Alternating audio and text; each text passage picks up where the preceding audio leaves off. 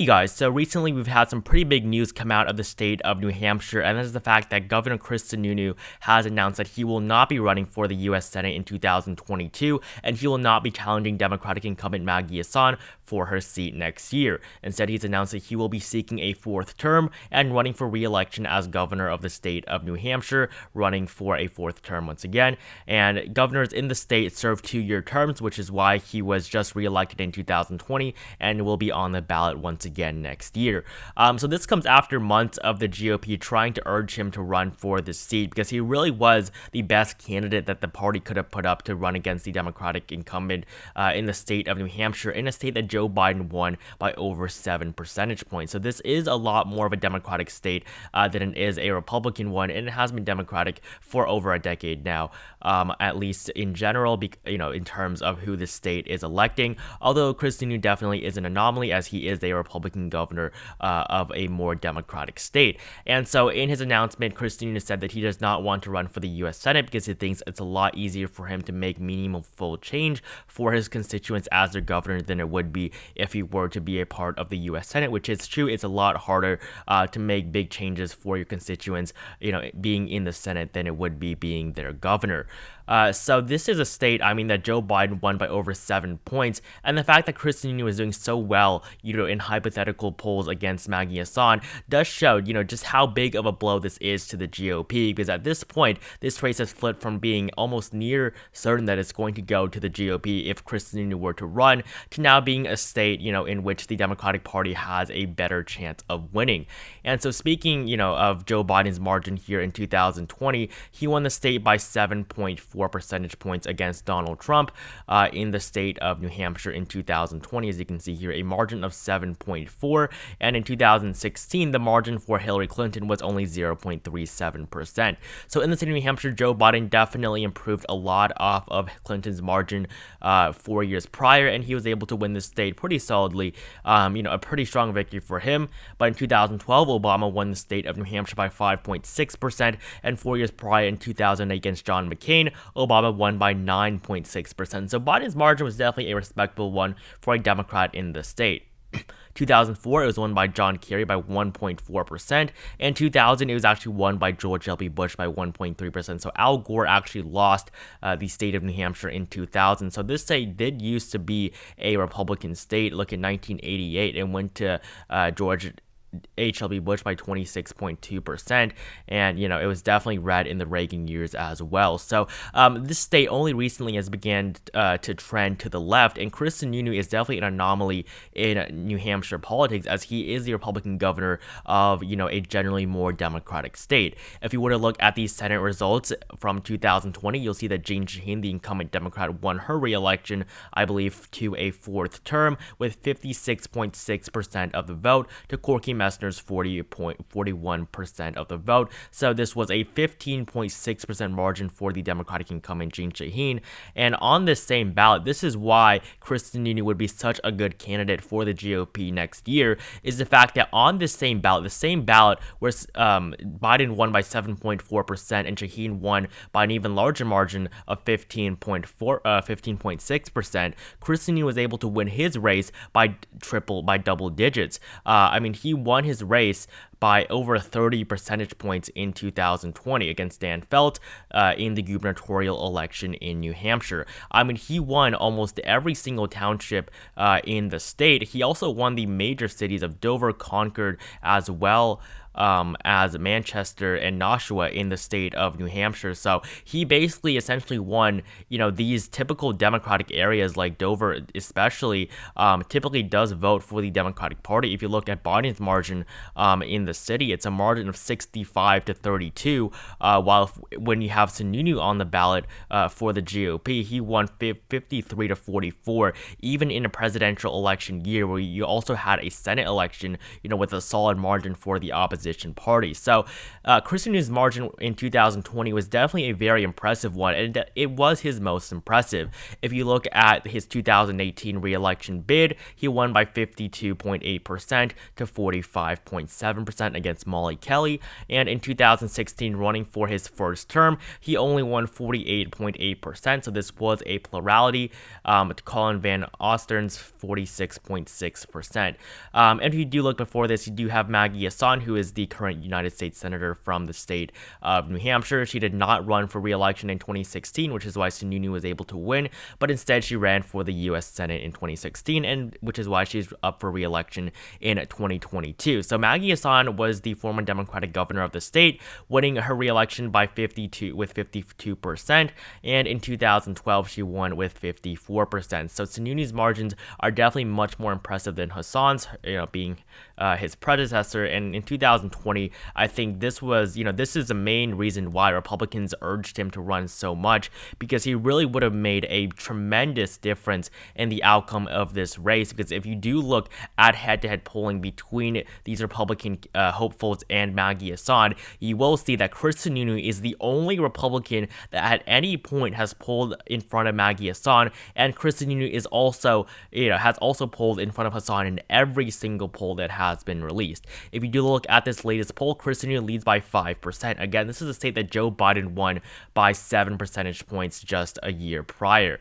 If you look at Maggie Hassan versus Kelly Ayotte, who was the former senator from the state in which Maggie Hassan replaced and defeated in 2016, Hassan still leads by 1 point. You also have Donald Boldo, where Hassan leads by 5%, and against Sununu, she is down by 3%, down by 8% in this poll, 1%, 6%, and 2% against Chris Sununu for Maggie Hassan. So Maggie Hassan polled behind Chris Sununu in every single poll. However, no other Republican hopeful has been able to poll in front of her in any of these head-to-head matchups.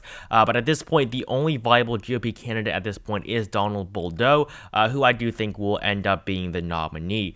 So if you do look at, the current odds for the Republican nomination here, you will see that Donald Boldo has a 42% chance of winning the New Hampshire Republican Senate nomination. Kelly Ayotte has 6, and Chris Sununu has 2.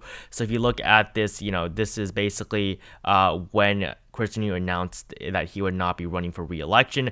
His odds went from 86% the day before of him winning this nomination all the way down to 3, which was, very understandable. And he is now at 2 cents per share. For Kelly Ayotte, her chances went up along with Boldo's. However, Ayotte will not be seeking the nomination and will not be running in 2022. This is also the major news that came out today as well. Right after Chris Sununu made his announcement, Kelly Ayotte announced that she would not be running for the Senate in 2022, nor would she be running for any race in 2022. And she says that this is because she wants to continue to focus on her family for now.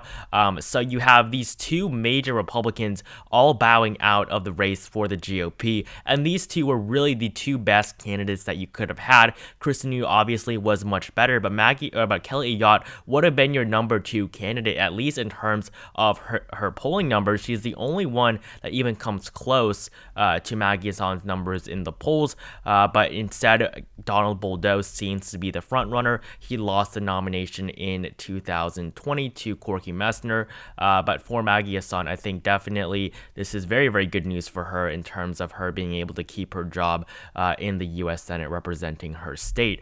So just looking at these polls alone, you see why Chris Sununu was so important to the Republican Party. If you look at Maggie Hassan's 2016 margin against Kelly Ayotte, the Republican incumbent, who won in 2010 with 60% of the vote, you will see that this was a very narrow victory, but she was running against someone that was fighting to defend her seat. In a year where Donald Trump was elected the Republican president of the United States, and the Republicans also won control of both the Senate and the House, Maggie Hassan was able to make one of those rare flips for the Democratic Party in 2016, winning with 48% of the vote to Kelly Ayotte's 47.8%, a margin of 0.2 percentage points, and a margin of just over 1,000 votes. The margin actually comes out to 1,017 votes that separated Maggie Hassan and Kelly Ayotte in a state where over 700,000 people voted. Maggie Hassan won by just over 1,000 votes. So that was just how close it was in 2016, but it was a flip nonetheless for the Democratic Party, and Maggie Hassan was the clear winner in this race.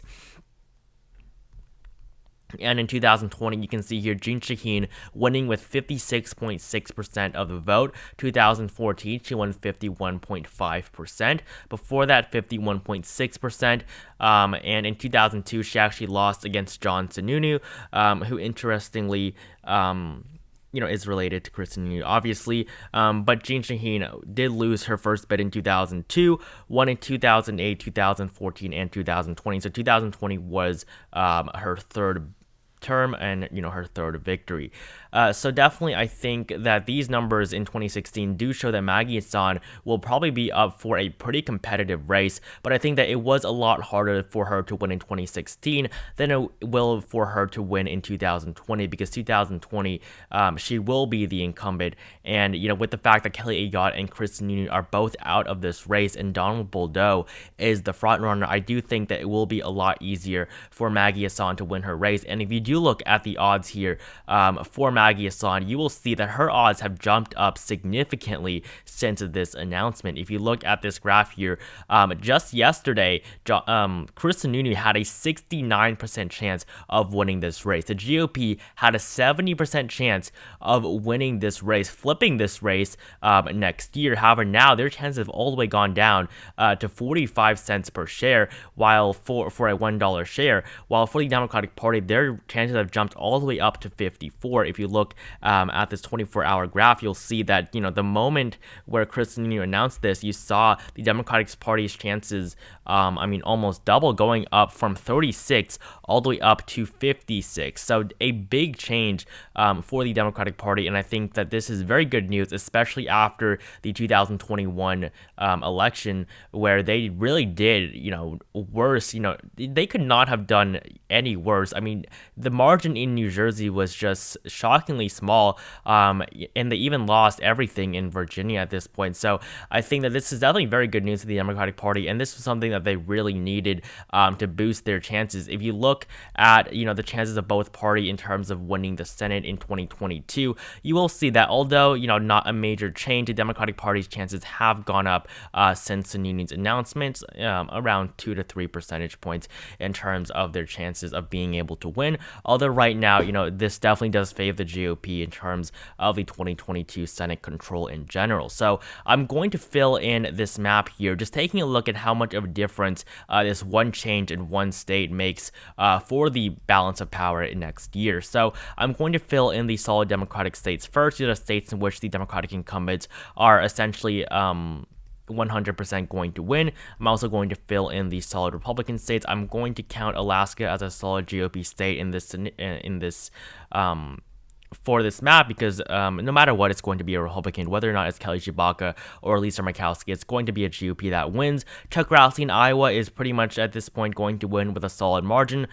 Richard Shelby's replacement, no matter who it is going to win by a solid margin in Alabama.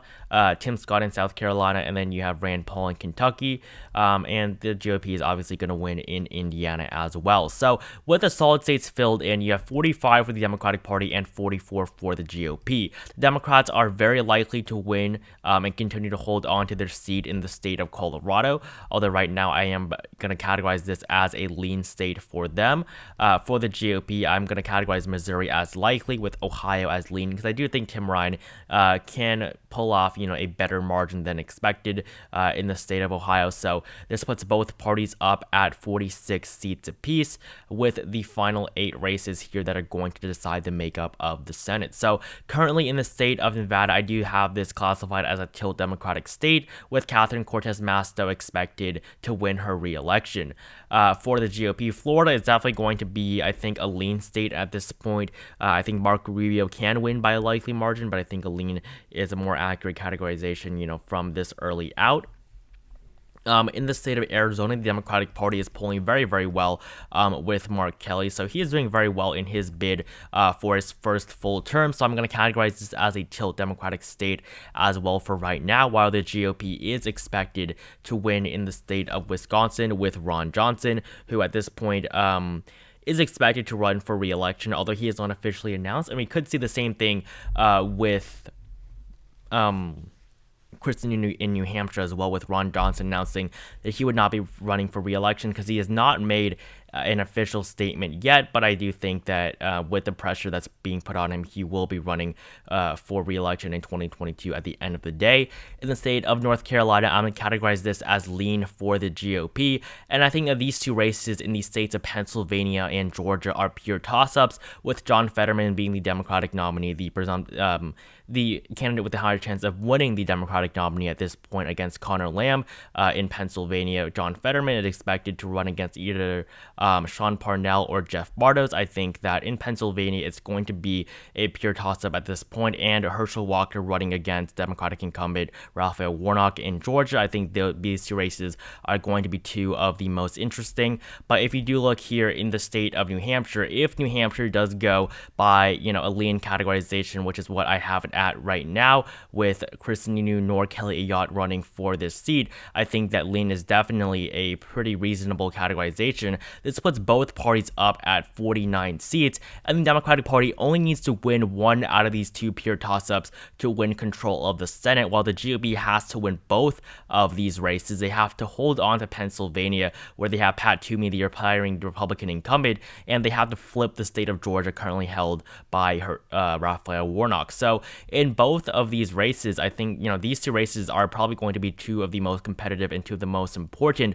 but this race in New Hampshire really just makes it a lot simpler for the Democratic Party to keep control, because if you do have this race as the lean Republican categorization that I had previously, you will see that Republicans are already at 50, and Democrats, these two seats in Nevada and Arizona, they will be very difficult to hold on to. But even without that, the GOP only has to win one out of these two seats in Pennsylvania or Georgia. But now with the Democratic Party winning in New Hampshire, it's a lot easier for them, on their pathway to continuing to hold on to the Senate majority. So I think that, this news is definitely very, very good for the Democratic Party, but they do have a long way to go if they want to make it look like they will win once again in 2022, because their odds right now are really quite terrible, especially after the Georgia elections. I mean, you look back at the state of August, at the month of August, right when Joe Biden was starting to become unpopular, you will see that their chances was almost the same